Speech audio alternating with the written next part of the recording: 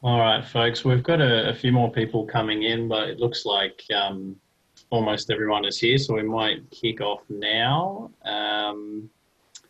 So hi, welcome everybody. My name's Charlie. I'm here from the City of Canterbury Bankstown, and thank you for joining us for this electric vehicle webinar. Sorry, I'm just still admitting people as I talk, so I'll just be multitasking here for a second.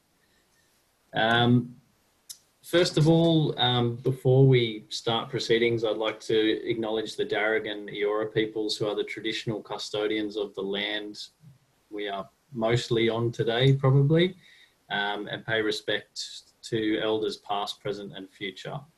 And if there are any Aboriginal and Torres Strait Islander community members here with us today on the webinar, we thank you for the protection of culture, people and land. Great, so apart from myself here with us today, we've got three electric vehicle experts, one of whom is actually a local Canterbury Bankstown resident from Earlwood. We've got Alex from the Electric Vehicle Council and Michael and Mark from the Australian Electric Vehicle Association. Now you'll get a chance to hear from all of these experts today.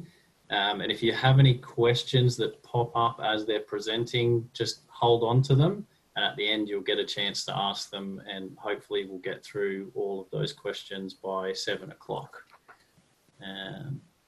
Give me a second here.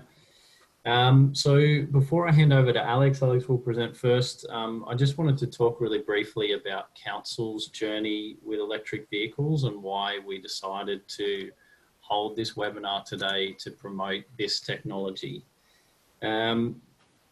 Roughly 2 years ago, Council started to integrate electric vehicles into our fleet, which was a big change for us at Council. And currently we've got 14 electric vehicles in our fleet and we plan to add more in future. Overall, the experience for Council has been incredibly positive. Staff really love driving the vehicles. They're very cheap to run. They're very easy to maintain. And the driving experience is fantastic. Take it from me, fantastic. And you may also have seen on 9 News recently that Council purchased an electric street sweeper to give our residents a little bit more beauty sleep in the mornings when the street sweepers are running the streets. So there are applications beyond the traditional sedan electric vehicle that most of us would be familiar with. So overall, Council's had a really positive experience with electric vehicles and we would like to educate you and promote that technology to you. So when it comes time to buy your next car, hopefully you'll consider electric vehicles or an electric vehicle as an option. So that's it from me. I will hand over to Alex, if you're ready, Alex, if you can share your screen and take it away. Cool. Thanks, Charlie. Hi, everyone. My name's Alex. I'm from the Electric Vehicle Council and we're the peak national body representing the electric vehicle industry. So we work with electric vehicle manufacturers, charging infrastructure providers, energy companies and anyone else in the EV industry that might have an interest in accelerating the uptake of electric vehicles. Today, I'm going to run you through a bit of the policy background and context of electric vehicles in Australia and a few things that are currently being done by government to accelerate uptake. To start with, I thought I'd just quickly run through the types of electric vehicles. So you've got your pure battery electric vehicle. These are your typical Teslas, your Nissan Leaf, your Konas, I-Paces. This list is not exhaustive, but these are vehicles that run solely on batteries. So they don't have an internal combustion engine and they don't have a petrol component. We have the plug-in hybrid electric vehicle. So that actually has two drivetrains. One of them is a small battery and then additionally it has a petrol engine. The battery will power you for up to about 50 kilometres and then it will revert to the petrol engine. So seen today as a transition technology for people who aren't quite comfortable with the range on offer, but still wanting to make the change in terms of emissions reductions for those shorter city and metro trips. And third one is the hybrid electric vehicle. And this one has become increasingly popular in Australia. It's technically a gas vehicle, so it uses petrol and it has an electric motor. You don't plug it in to recharge. So this is basically a fuel efficient vehicle, but not necessarily what the Electric Vehicle Council would consider an electric vehicle in that it doesn't plug in to recharge, and it does release emissions even when it's using its motor. Very quickly, when we look at charging, there are different levels of charging, and it can be quite confusing to get your head around some of these things. But the first point that I'd like to make is that if you have a power point, you can charge your car. So if you're driving somewhere and there's a power point by the side of the road, you know you're at a servo and they're going to let you use it, you can still charge. If you want to use your garage power points without installing the hardware, you can technically do that. Now, it does say here that, you know, it takes 8.7 hours to recharge your car, but the likelihood of you using the full range of your vehicle every day you drive is quite low, and therefore that time to add 100 kilometres of range is going to be significantly lower if you're using your power point. The other option for your garage or off-street parking is this level 2 wall charger, and that's typically between $1,000 to $2,000. It can be very easily installed and will help you manage charging a little bit quicker than your typical power point. Otherwise, you'll start looking at destination chargers. So you might see these now in shopping centres. Westfield and vicinity centres have got quite a few of these. They're the kind of things you might charge with when you're going to the supermarket or you're watching a movie. And then the level 3 fast chargers are the ones we're typically seeing on highways. And that's to help people interact with them as though they're petrol stations. So, you know, for your drive, revive, survive, and those kind of trips that you're taking. So getting into the Australian context now, electric vehicle sales have been low, but we see a threefold increase from 2019 on 2018 figures, and we're about to release new data on this actually in the next 2 weeks that will show a significant increase again in electric vehicle sales. Interestingly, COVID has not had an effect on electric vehicle sales in Australia. They've remained steady throughout the first 6 months of 2020. And we don't foresee that there will be a significant impact on sales in the coming months either. So something that's typically been a barrier to electric vehicle uptake in Australia is model availability. And you can see from this chart that, you know, there were some models available in 2011 and there are increasingly more models available now. I can tell you that there's 28 models available in Australia at the moment, and 6 of those are under $60,000. So we're starting to see more models become available at lower price points, which provides a little bit more access to people who aren't looking for vehicles in the luxury vehicle segment.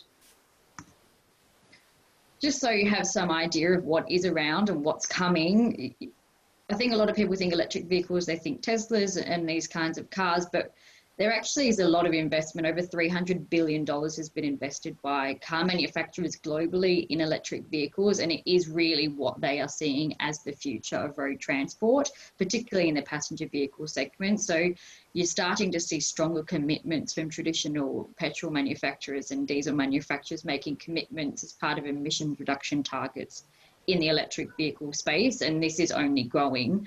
What we do have here is a limitation on model availability, and that's just a result of lack of government policy at a federal level. So lack of fuel efficiency standards means we're getting more polluting vehicles as opposed to more efficient vehicles. For reference, in the UK at the moment, there are about 130 electric vehicles for sale, and as I mentioned earlier, there's only 28 in Australia. So that's the difference that we're seeing between the two right-hand drive markets. Now, another barrier to uptake for electric vehicles is the cost, and we appreciate that, you know, a $60,000 vehicle is not affordable for many people, but what we will see in the coming years is as the price of lithium drops, so too will the cost of the vehicle, and that's because 50% of an electric vehicle's price at the moment is made up by the battery pack.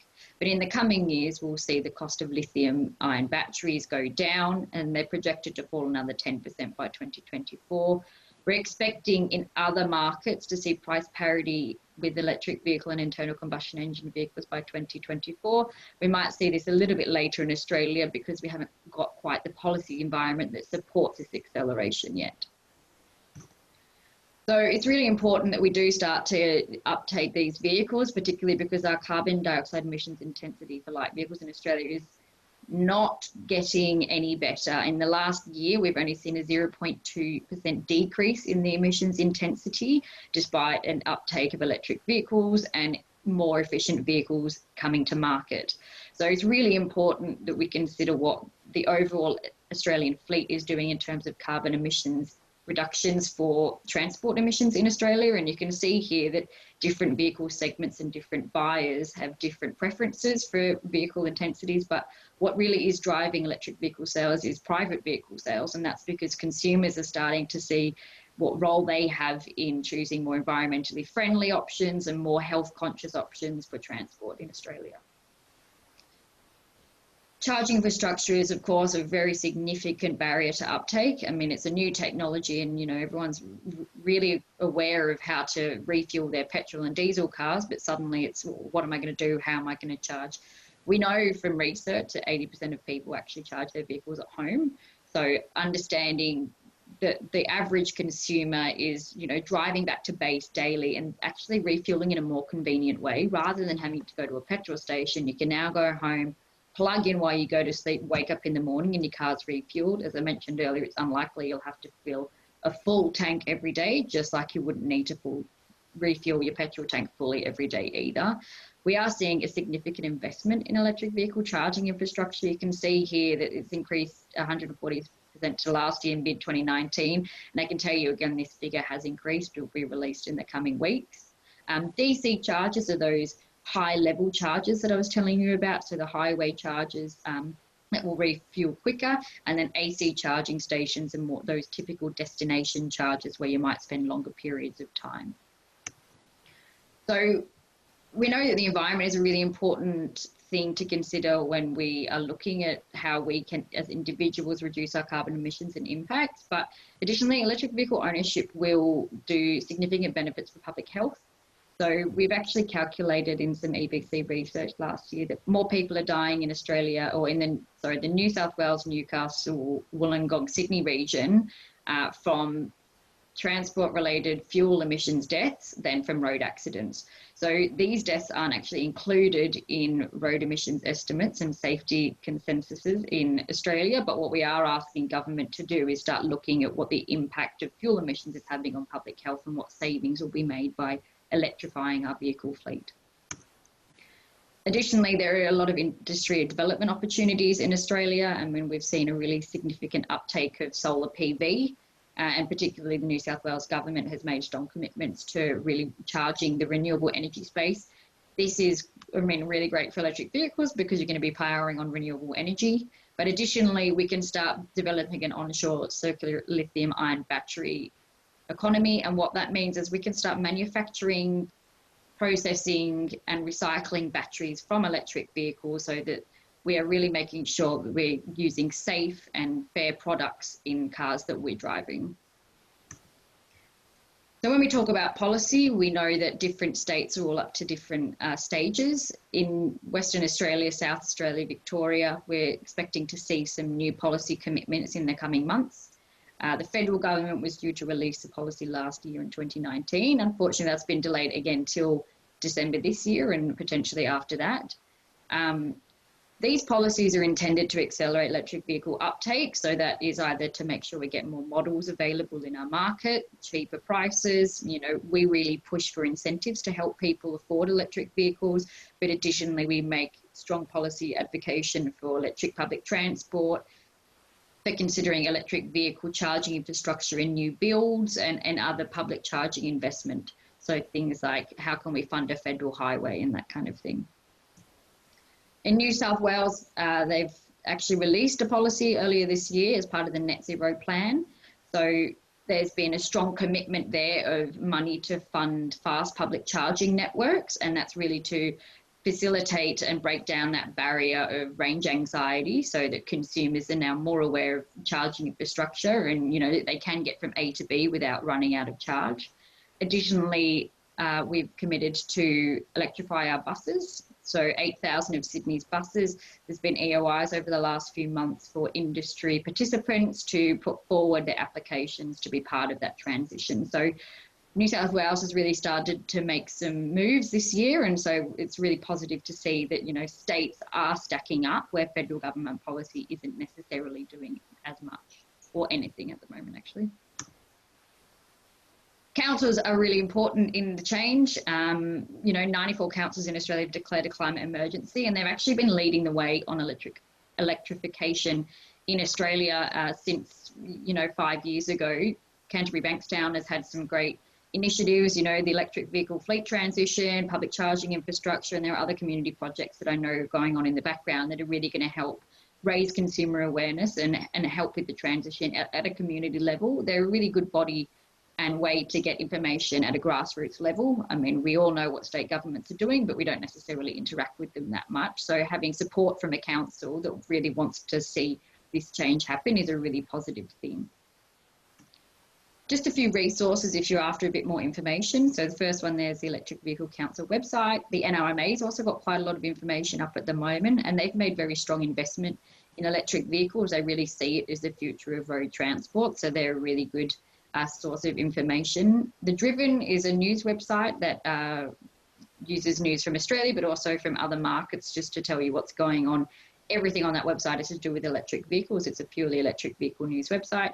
Car Advice has recently started doing quite a lot more about electric vehicles, and so it's interesting to see how electric vehicles are now moving and being spoken about in the mainstream media quite a lot. And then you've got the Australian Electric Vehicle Association resources, and two people on the line to definitely answer some of the consumer-based questions, and they're a really important tool because, you know, they're the ones with the cars and they've got the technology and they're proving, you know, it can happen now, and they've been really passionate about the acceleration for a few years. The other tools that are available, the NRMA has a cost calculator, so you can input your postcode, your current vehicles, and then it will help you find potential transition vehicles. What cars could you supplement for your petrol to get an electric? And then additionally, there's the plug share charger location map. So you can put in your location and it will tell you where chargers are around your area, if they're in use, what size they are, and many other things. That's it from me, and I'll save the rest for questions. Fantastic. Thanks, Alex. That's great. I particularly like the slide where you outlined how great councils are, and in particular Canterbury Bankstown Council. That's good to know. So I'll hand over to Michael now, who's from the Australian Electric Vehicle Association, and also to his colleague Mark, who is our local resident from the same organisation. Michael, take it away when you're ready. Let me see, I'll just select the right page. So let me see if I got the... Yes, that looks good. Let me see if I can get it up in the right mode. Can you still see that? No. Let me try one more thing. Sorry, stop for a moment. The problem with having That's fine. We're all used to these tech issues these days with our Zoom calls. The problem with having a multi-monitor machine. Okay. There we go. I'm hoping you can see that now. Yes, that's perfect. Thanks, Michael. Take it away. All good. Hello and welcome. Thank you, Charlie, for the opportunity to talk. My name's Michael Day. I'm the National Treasurer of the Electric Vehicle Association and also the New South Wales branch chairman. And also with me is Mark Roberts. He's the branch secretary. And unfortunately, I don't have a slide for Mark's cars, but this is my collection of EVs. So I've got two at the moment, the Lotus, which is under construction, my electric scooter, which is my daily ride, and my original vehicle, which is the Toyota MR2. It was a car that I converted about 10 years ago and have unfortunately sold and upgraded to the Lotus. A little bit about us, the Electric Vehicle Association. So formed in 1973, a not-for-profit organisation and dedicated to the electrification of transport in Australia. Branches in every capital city, about 1,000 members and accelerating through various, largely because of the push and the range of electric vehicles coming in, but accelerating quite quickly, which is nice to see. But we are the builders, as myself, the owners, Mark as an example, business owners and EV lobbyists and advocates. Mark and I, as an example, we're in the executive, so you move from being someone that's sort of passionate about to someone that's a lobbyist and likes to talk about it. But largely thus far, we've been the tinker and early adopters. If you're looking in that curve of product adoption, it's still early days. And so it's people like me and my friends that tinker away in our garage and build our electric vehicles. Or you have someone like the Tesla owners that have got the new vehicles out there and pay that little bit of a premium to be an early adopter and explore new worlds, as it were. But as a side note, electric vehicles aren't really that new. They've been around for quite a long time. It's just been that they weren't the most practical vehicles of their day and were quickly supplanted by petrol vehicles. And in fact, in 1973, when we first started, they were a little bit of an oddball. And it's really taken a few years for the technology and probably the requirement for electric vehicles to become a thing like now. But if we talk to our members on the whys and wherefores, why would you build, why would you own an electric vehicle? It comes down to a few things. Cheap to run and maintain. I mean, my electric scooter costs me nothing to run because I've got solar cells and I charge it from my solar system. Unique and interesting vehicles. Well, I've got an electrified Lotus Elise, and we've got some other really interesting vehicles in the club. And if you look internationally, there's a real trend now for converting your near classic electric vehicles. So trying to do a light conversion and move it away from the noxious and probably unreliable petrol vehicle and make it an electric vehicle at a second life. There's performance. I mean, this probably comes from a Tesla owner because they do have the performance. Energy security, like I say, if there's, I don't need to go out and buy petrol. I can run my vehicles from my solar system, so it's all generated right here. And of course, it's better for the environment. And that's really the core thing from an electric vehicle association perspective, is that if you look at the pollution, carbon pollution, emissions globally, then transportation is a really big percentage of that, and it's growing. But from a personal perspective, from a buyer perspective, from someone out on the street perspective, I mean, we all have a hand in that. We might not have be that involved in agriculture or industry or buildings and the energy efficiency of those things, but things that we can do by our buying habits. And what we do is we can involve ourselves, make the decision to go out and buy an electric vehicle and have the benefits and reap the benefits, and hopefully have a better, more sustainable transport here locally. So that's really the core the drive from AEVA perspective. But if you look at the questions that we get a lot of questions. We do a lot of presentations. We go to when we can, when there's not pandemics, we go out and we have drive days, and we do shows, and we go to drive initiatives where we get people in electric vehicles. So we get a lot of questions about the whys and wherefores, and probably the most frequent ones are, where does the most of our energy comes from coal? Isn't that meaning that we're not really as effective, as efficient from a sustainability perspective as we'd say? And we will respond by saying that whilst Australia's energy mix is predominantly coal, each year our grid is getting greener and greener and will continue to do so, which means every year your EV gets greener and greener. So it's unlike your electric vehicle, unlike your petrol vehicle, that'll never get any greener. It'll always get probably less efficient. Well, your electric vehicle every year on year will get greener and greener as our grid gets greener and greener. And then if you just look at the raw numbers, if you do look at the direct comparison from the wheel-to-well scenarios, electric vehicles are more efficient vehicles. I mean, if you imagine my electric vehicle sitting in a set of traffic lights, well, it's not actually running, it's just sitting there. As opposed to a petrol vehicle, well, it'll sit there and idle and burn fuel whilst you're sitting in traffic. Or your electric vehicle can regen. If it goes downhill, it can generate energy from the momentum of going downhill. So I get a little bit of a benefit along the way. Not something you can do in a petrol vehicle. Another question, how long do the batteries last? Well, there's some really well documented situations where there's the 700,000 kilometres to 2 million kilometres. These, of course, are in fleets. Some notable ones in the US, Tesla's in the US.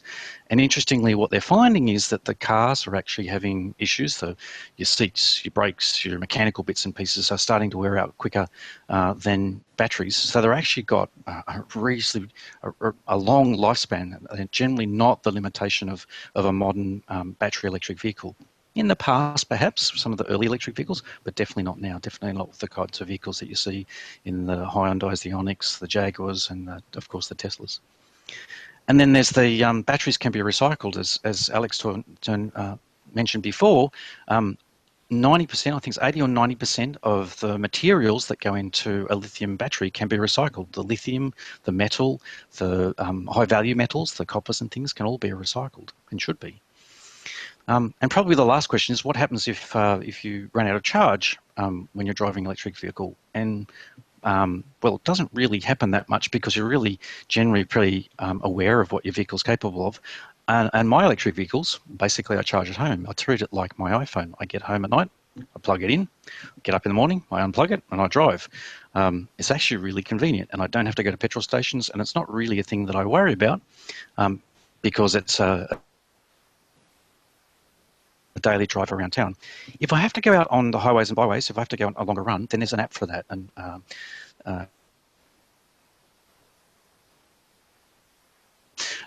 but there's an app for those sorts of things to find charging stations. And if you're lucky enough to own a Tesla, then they're just a little bit more about the charging. So again, a little bit about the way I operate, so to speak, but more generally how our members operate is that most of their cars are parked. They're driven for a few hours every day to get to wherever they go to, but they're parked at night for a long time. They're parked at parking stations or workplaces for a long time, which means there's a lot of opportunity to charge. And generally, they charge in the 1 to 4 hours because you're not going to complete discharge, you're not emptying your battery. So you've got a lot of potential to charge, especially at home.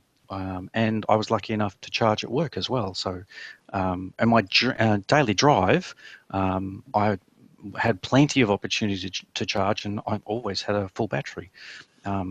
Mark, you'd probably comment on that as well.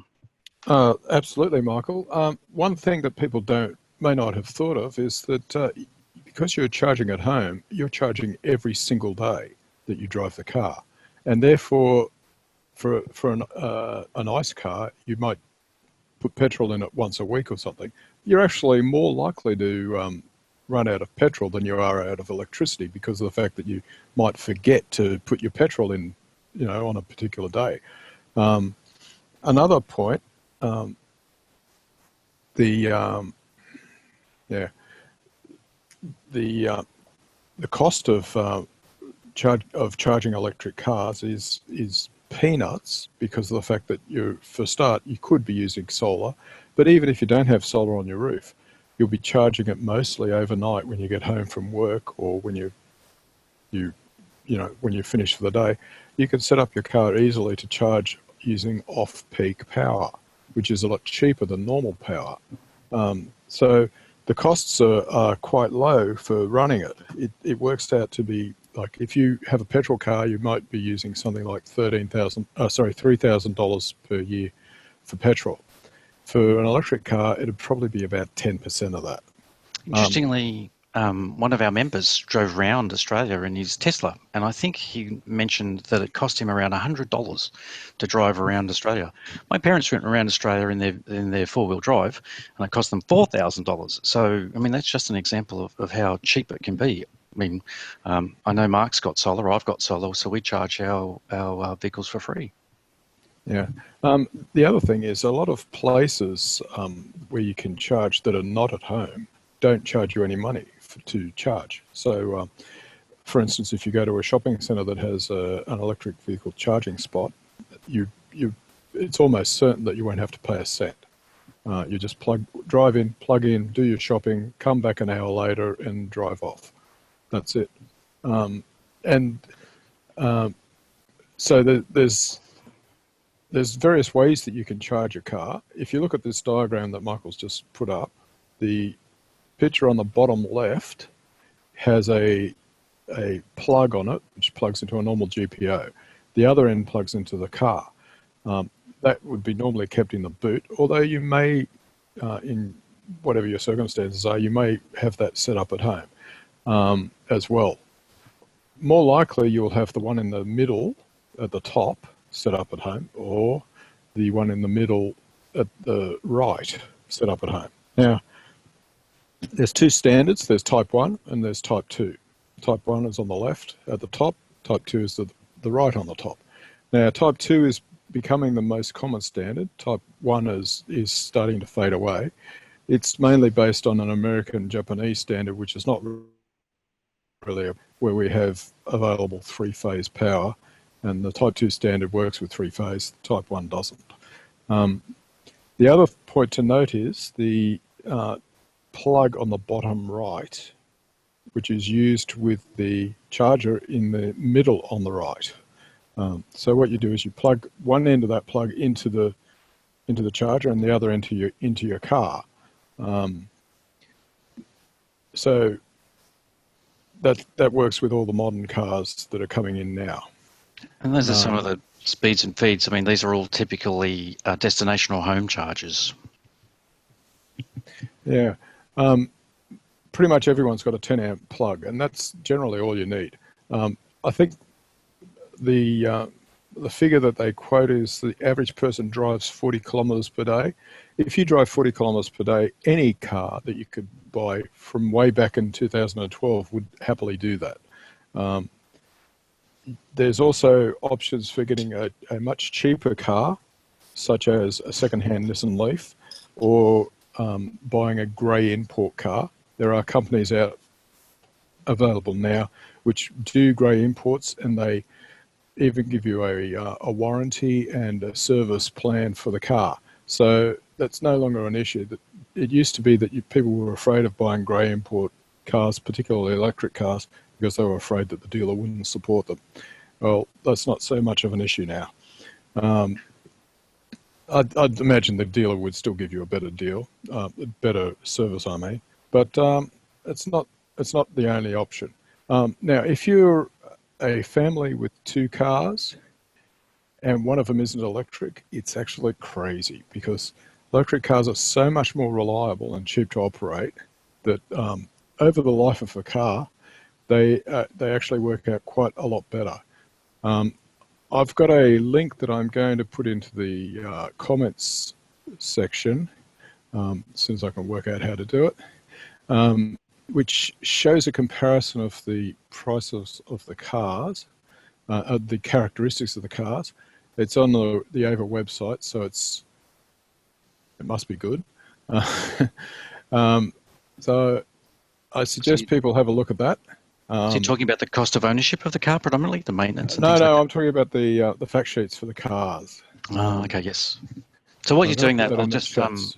I'll just talk about the slide there. Some typical fast chargers, and I think I picked the ugliest ones I could find, the ugliest and oldest ones I could find in that particular slide. They're slightly more modern and more attractive. That's probably not the right terms for fast chargers, but fast chargers are typically on your highways and byways for those longer runs. You don't really need fast charging for home or around town. You really need it for a top-up when you want to go somewhere, or when you're heading out of town, or you're heading up or down the coast.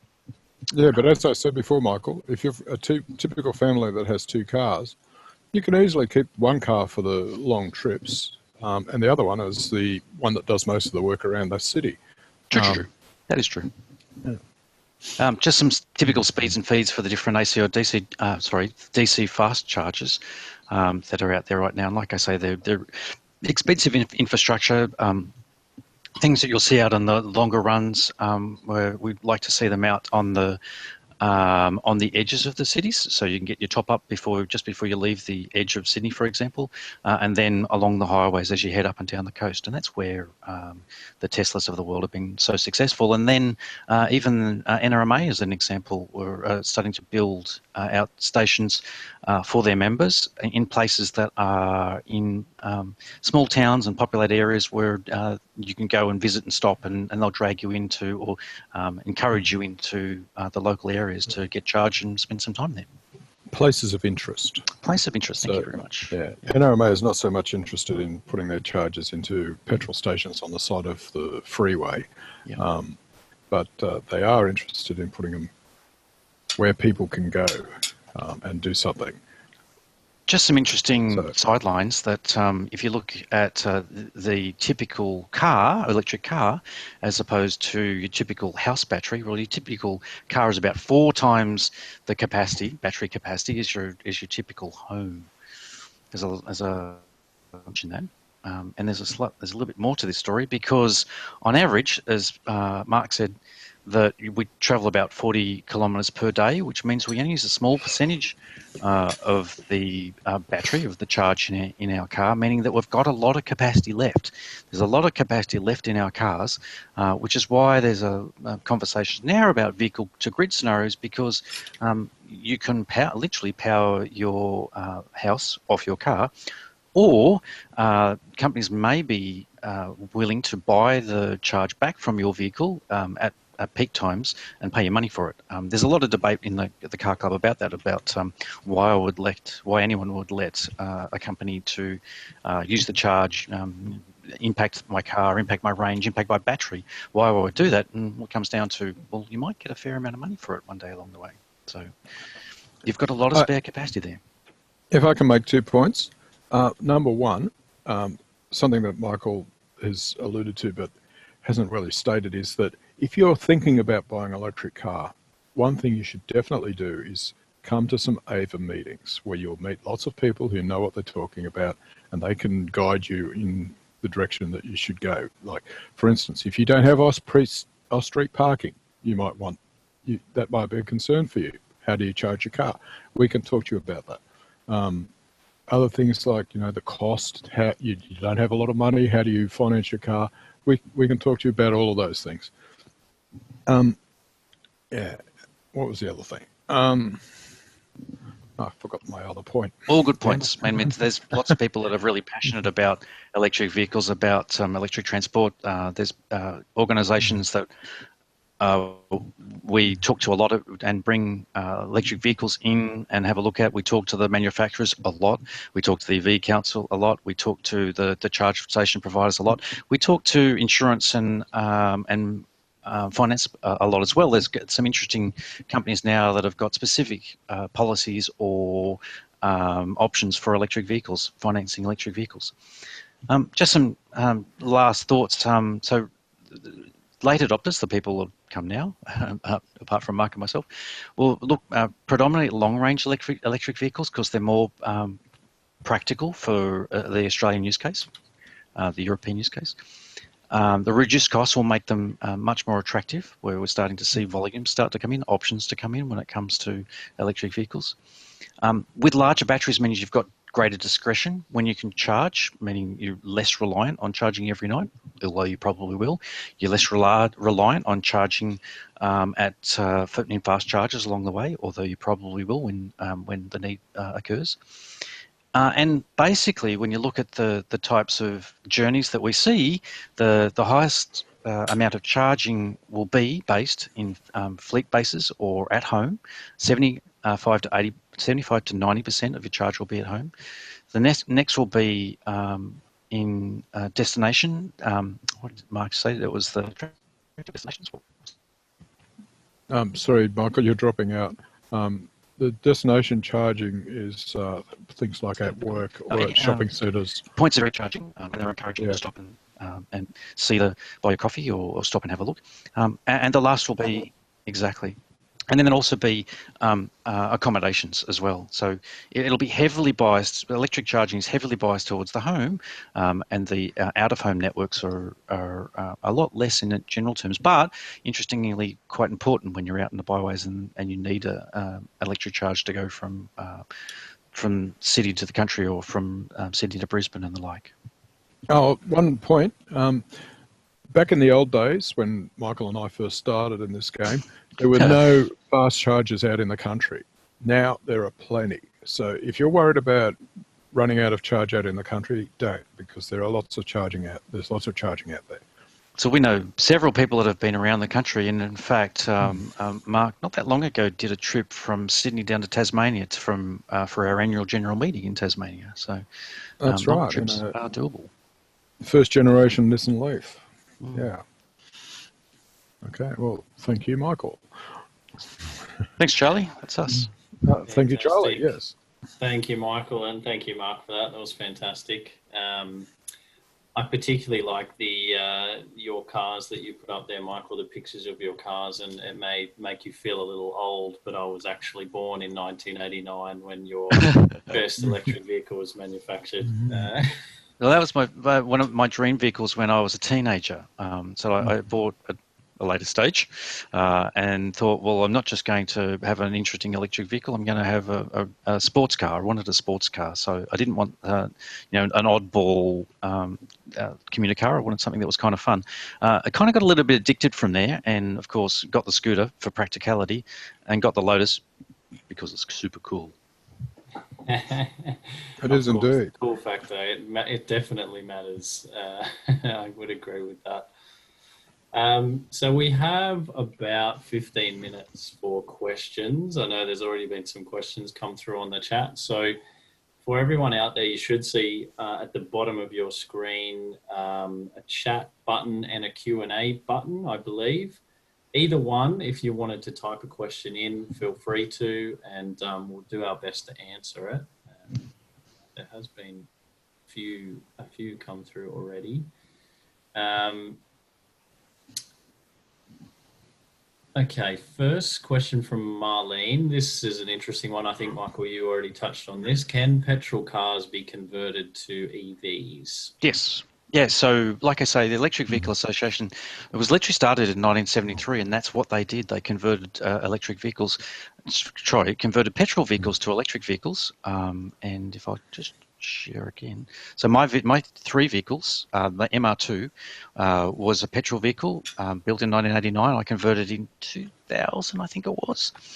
My electric scooter came out as a purpose-built electric scooter from the manufacturer, but it was they build scooters, V-Motos build scooters, and so that was modified from their base platform. And the Lotus, my Lotus is a 2002 Lotus. It was converted to electric in 2010, but it did start out as a petrol vehicle. And so a lot of the resources that we've got, a lot of the education, a lot of the background about what we do in AEVA is helping people convert convert petrol vehicles to electric vehicles. Great, fantastic.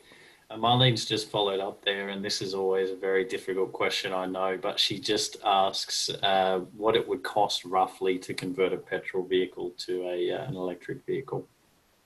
So if you do it reasonably, they've got some smart people in the club that have converted some really nice cars to electric vehicle and use it every day, and that's probably $15,000 to $20,000 affair. If you're someone that's mildly insane, like me, who likes sports cars, then that's a more expensive affair. I've got my expensive base cars, so they're $15,000 to $20,000 affairs, and that's cost me another $30,000 or $40,000 to do it. I wouldn't advocate that. I'm an electrical engineer by trade, so it's kind of my hobby, like cars. So it's kind of my hobby. And if you convert anything, if you modify hot rods or if you restore cars, you're going to spend a lot of time, money, effort, and energy in doing that. So you can spend a lot of time on these things, and you get in really big trouble with your wife. But I digress. But you can do it reasonably as well. So it's about a $15,000 to $20,000 affair.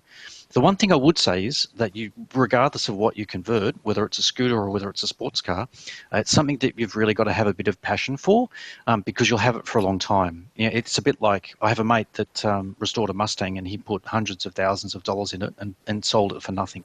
Well, not a lot. It's the same thing with these things. You're going to build a car that's really for you. It's really uniquely for you, and will not have as much value for someone else. But I think that's why we're seeing a lot of conversions, particularly in the US and the UK, where they're taking sort of the near classic sports car, the VWs, the early Porsches, the BMWs, and they're building lightweight kits that go straight into the car, but that doesn't affect the car, or doesn't cut into the car, so that they can have a second life for these near classic electric vehicles, a bit like my Lotus, if you will. Fantastic. Marlene just said thank you for that very thorough answer, Michael. Edward has asked, how far off are we from different vehicle types, vans, utes, trucks, etc.? And I know that from a council perspective, we've certainly looked into other technologies that are out there. Sedans are obviously the most well-known and the most common. They're the ones that we see on the streets, but council's recently invested in an electric street sweeper, which is quite a large vehicle, truck size, I would say. And we've also looked at some electric garbage trucks as well, which is obviously a very, very large, very heavy duty vehicle.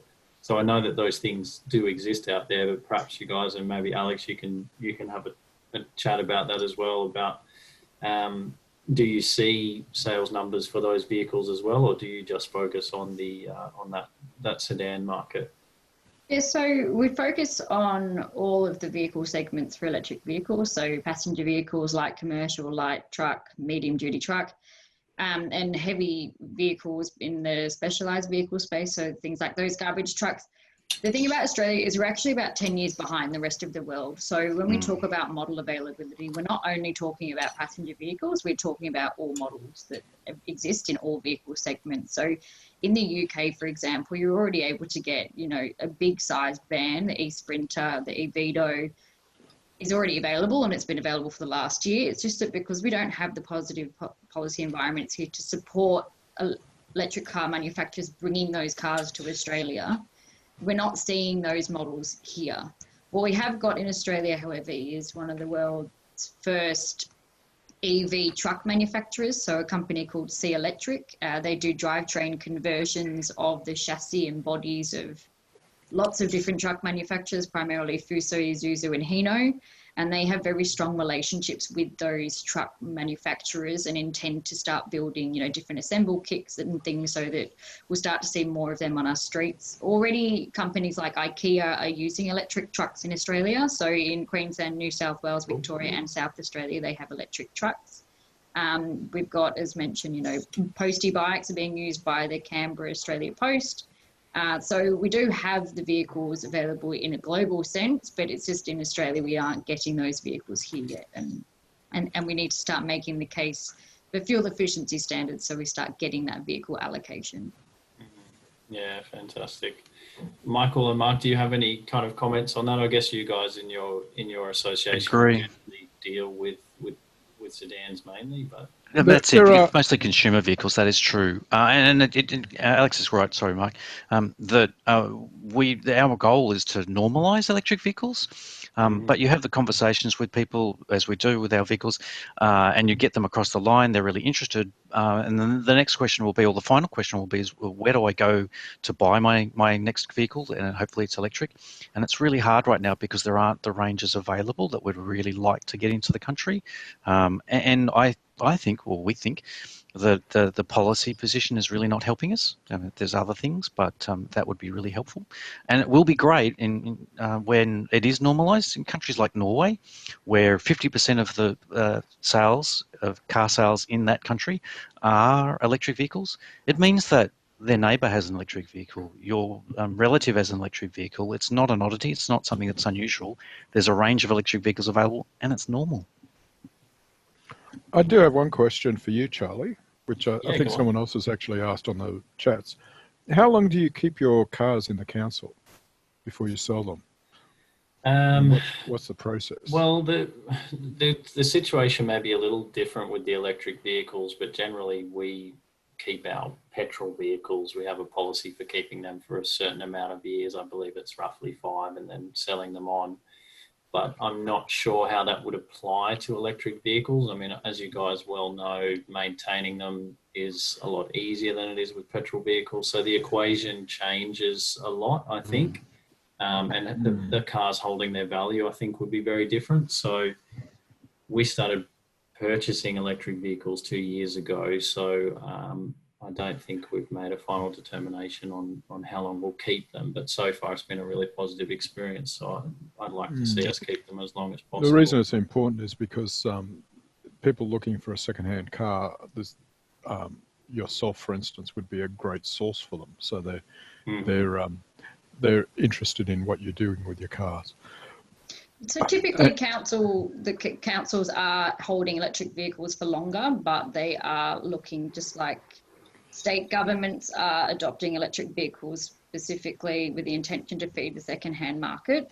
So while they don't have determinate lease terms for electric vehicles, it is definitely on the brow that those vehicles will feed the secondhand market, particularly to make a more equitable access of the technology to people who can't necessarily afford those vehicles. But again, because of reduced maintenance, they are being held for longer. So you're not going to necessarily see them feed into the secondhand market probably for the next 5 years. And, you know, councils are changing their fleet policy across Australia to actually make sure they hold the vehicles for longer because it's giving them better returns.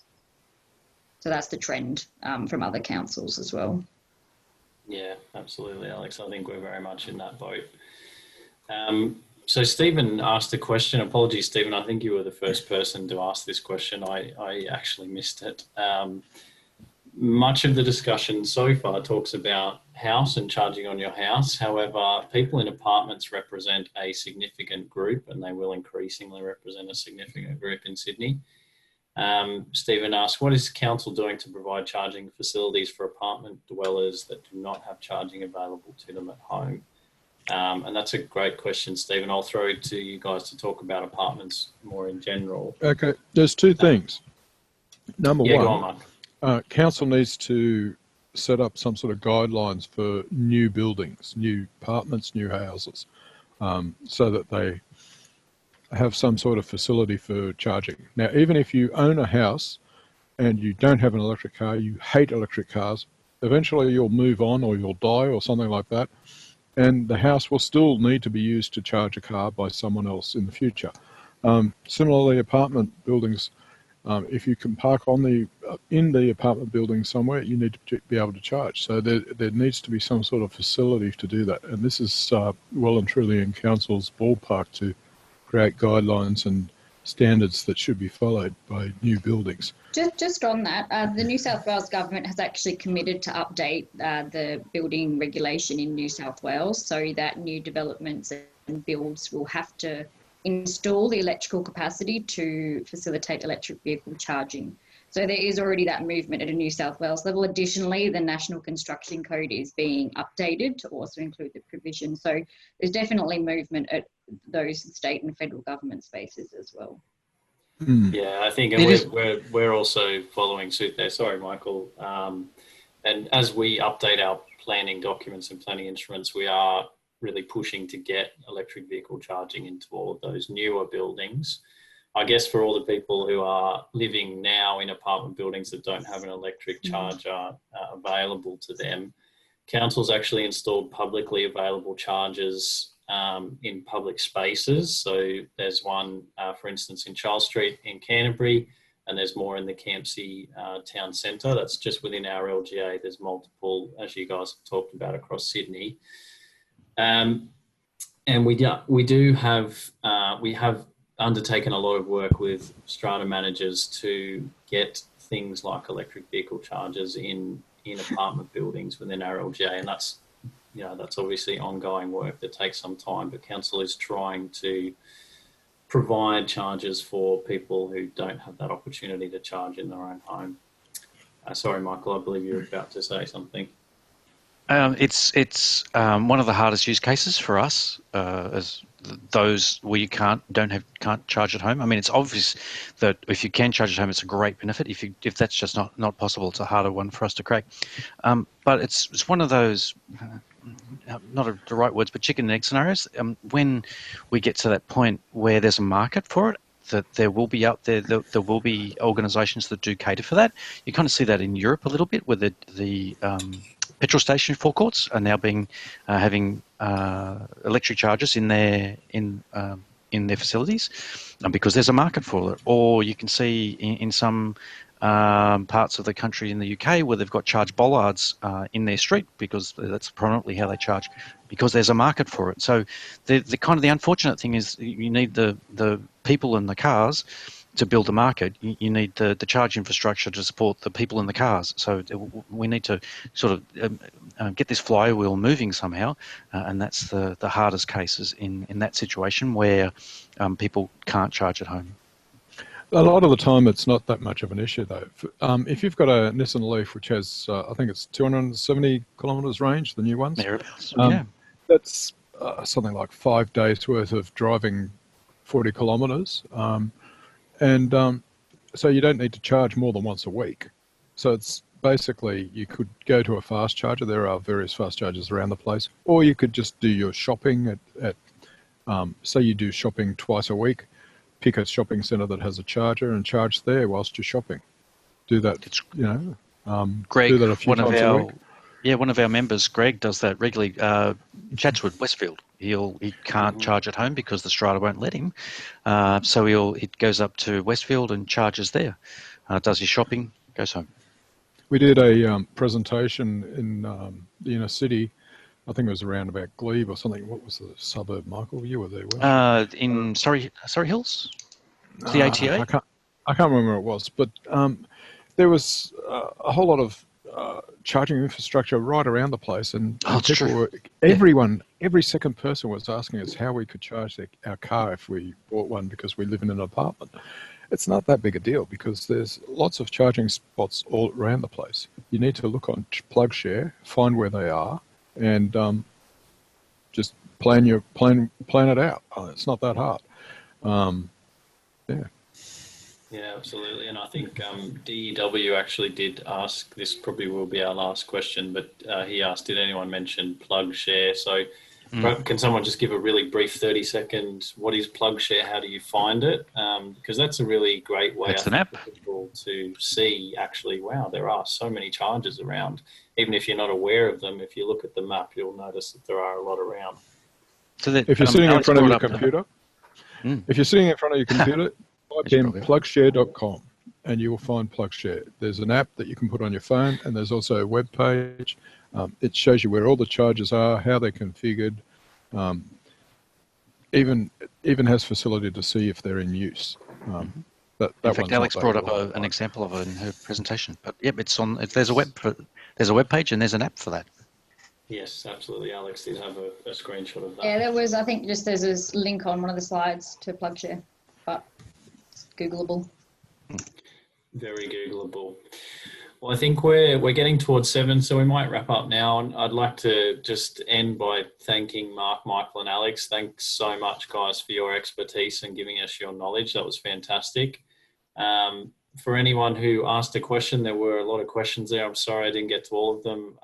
Please feel free to email me if you have a council-specific question, or even for Alex, Michael, and Mark, I can direct it onwards. And if you are interested in any of the resources that you saw tonight, again, email me. I'll get those out to you, or do a bit of Google homework, and I think you'll like what you find. So thank you very much, everyone. I'll just type in my email into the chat for everybody. So if you have any questions, just grab that and feel free to exit as and when you like. Thank you very much. Thank you, Charlie. Thank you, Charlie. Thank you. Thank you, Alex and Michael. See you guys.